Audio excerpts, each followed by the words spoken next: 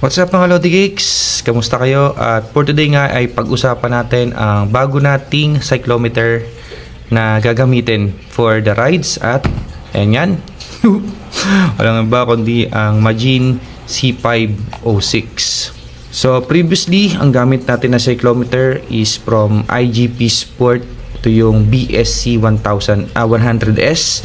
Ngayon ay mag-upgrade tayo into Magine C506, and on this video ay mag-unbox tayo and then mabilisan lang na review ano yung goods on my side para sa opinion ko, and ano yung maganda na additional na pwedeng lang i-add in the future on this cyclometer. Hindi ko na rin ito thorough discuss yung specifications kasi nandito na rin sa box, makikita nyo sa online. Ito is on my personal opinion kung bakit ito yung isa sa magandang gamitin na cyclometer nowadays to compete with other brands na rin in terms of specs, and at the same time yung pinaka-importante is yung price point nitong Magine C506.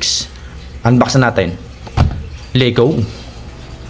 So dahil nabuksan ko na siya at nagamit na, no? Epic fail. Ayan, sige, buksan na rin natin yung box. Pero ito na yung unit, tapos nakakabit na yung lanyard. Kasama na yan sa box pag inopen nyo. Siyempre, dapat nakasealed yan pag bumili kayo. Open up the box. Side muna natin yung unit. And alright, ito yung laman ng box. Of course, ito yung unit, automatic na dyan yan together with the parang screen protector. And kapag tinanggal nyo, mayroon naman siyang instruction. Yung upper key, key A is yung on off or lap, power on off, and then yung key B yung sa baba, ito sa pinakababa niyan to. Ito yung switch page pag naka-on na siya, no? And ito naman yung key C, itong nasa right. Yes, ito yung start, pause, and end ride. Okay, so nakadikit yan dun sa unit kapag binuksan ninyo. Then, together with the unit, may mga plastic dyan. Dito sa unang plastic, dito naka-include yung lanyard. So, ito yung mga typical na mga mounting. Iba't ibang size ng rubber o-rings. Ayan, iba't ibang sizes, depende sa handlebars na gagamitin. And then this one, ito yung pinaka pwede i-mount sa handlebar or stem using the rubber o-rings, kung depende sa size ng stem or handlebar. And lastly, ito yung additional na if yung meron kayong bar ply na mountable, pinaka mount, extra 2 screws using ito, Allen screw, and then ito yung pinaka-mount. Okay. Of course, hindi mawala yung manual. Yan.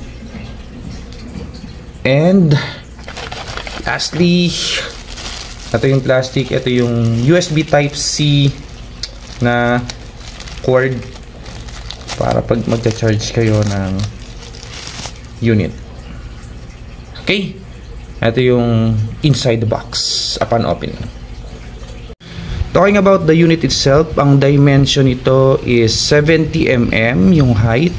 Yung width niya is 45 mm by 25 mm yung thickness. Hindi kasi nasabi sa specs sa box. And then yung screen size, yung pinaka-screen size niya or LCD screen size is 2.4 inches. Ayan. So, colored na rin yung screen niya. And nandiyan naman sa specs ng box, touchscreen, may map navigation na rin, may Wi-Fi and Type-C connection na rin sa charging port sa likod. So, ayan. Okay.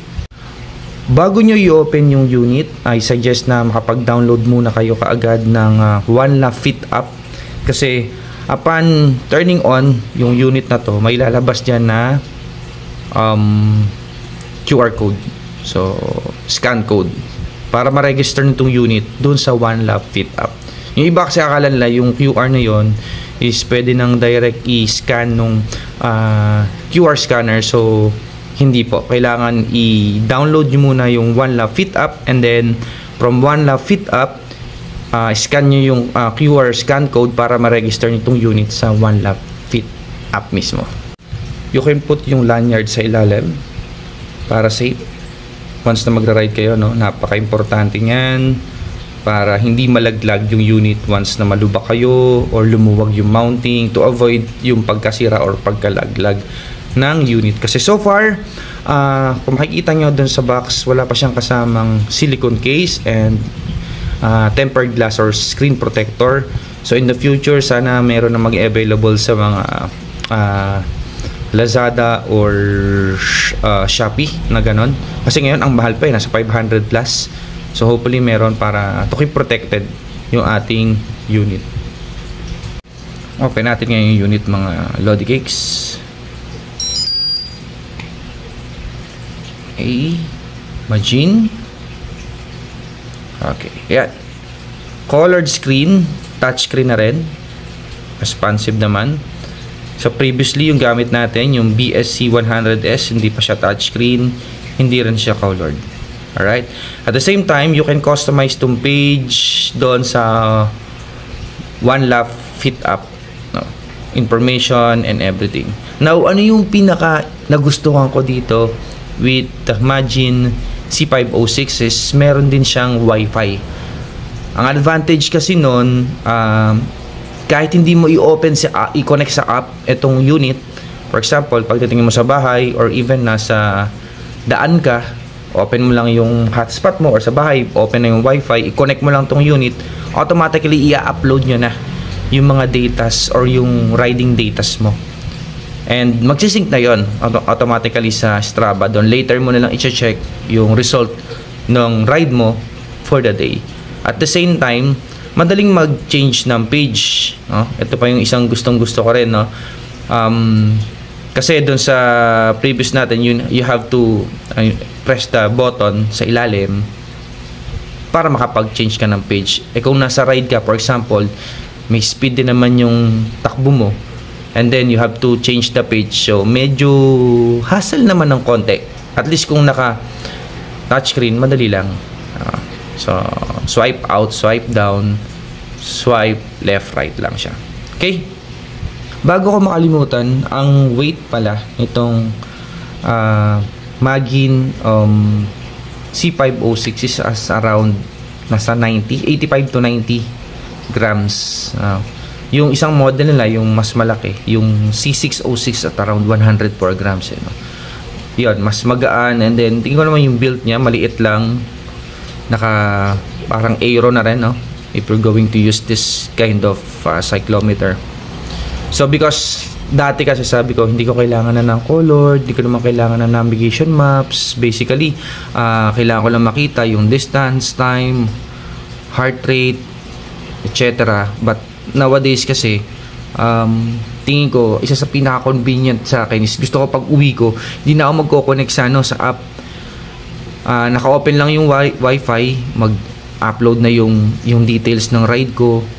Kung sakali man na, for example, kailangan ko yung map navigation, meron na rin at the same time. And then, for the price is napaka-competitive at around 6,000 pesos plus yung SRP. Sulit itong Magin C506, I think, para sa akin. Kung yun din lang naman yung hinahanap ko na data na kailangan ko. And basically kasi yung ibang features like climb assist, sana in the future, no, pag firmware update sila, no, ay ma-add yun, ano. Pero yung touchscreen, yung Wi-Fi, hindi kasi na-enhance sa mga ganong firmware update yun. Kailangan nasa hardware, kailangan nasa unit talaga, which is in fact na naandito sa C506. Ayan.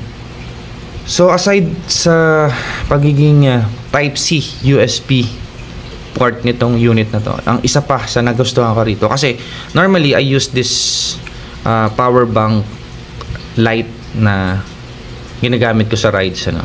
So kasi ang maganda dito, dahil nga nandito na yung charging port nitong unit na to. For example, kabit lang natin. Yeah. Okay, nakakabit na siya. So kung malobat ako, I just needed to ano lang to, pull out, and then kabit ko lang tong charging port ko. Anyway, eto na review ko na to sa ano sa reels ko tsaka sa shorts ko, tong power bank light na yan. Then kabit mo lang, charan, di ba? So habang nagra-ride ako, pwedeng for example long ride or gravel ride, gravel races, 24 hours, 22 hours, 16 hours, pwede ako mag-charge habang nagra-ride. So ito, tapos yan i-mount ko doon sa mismong mounting port ng ito sa bike ko. Di ba? Yung isa kasi, yung previous ko, nasa ilalim yung charging port. So mahirapan ako mag-charge na habang nagra-ride. Ito kasi ano, kahit nakamount. Possible, di ba? So all in all, ano, yung specs naman ito makikita nyo, or even makikita nyo yung review sa iba. Ang sa akin lang, ang pinaka point of interest ko or points para sa akin, kaya gagamitin ko, or ito yung pinili ko for my new cyclometer, is one, price point. Okay, yung price point niya at 6,000 pesos plus ang ang SRP. Second one, in terms of size, compact lang siya, hindi ganong kalaki, hindi ganong kabigat. Importante kasi yung weight sa atin, alam nyo naman. Third, Wi-Fi capability, no? Wi-Fi capability, meron siya. Fourth, touchscreen. And then fifth, in terms of charging port, ito na yung latest updated charging port na, which is napakita ko sa inyo kung paano ko mayu-utilize yung aking power bank light to charge this unit kapag kinakailangan. And I think lastly, in terms of its looks, no? Ganda rin naman yung looks niya. Ayan. And then may lanyard set din. Okay, so yun lang mga Lodi Cakes, no? Yun yung vibes natin dito sa item na to, itong sa Majin C506. Available na naman yan sa market. Ayan, makita-kits tayo sa mga susunod na rides na. Ito na yung gamit natin sa mga magiging rides natin, ano, ang Majin C506. Solid yan. Yeah. Price, mura. Yeah. Competitive din naman. Specs wise, yung kailangan mo, kung ito talaga yung makapagbibigay ng mga data na need mo, ito ka na. Majin C506. Yeah.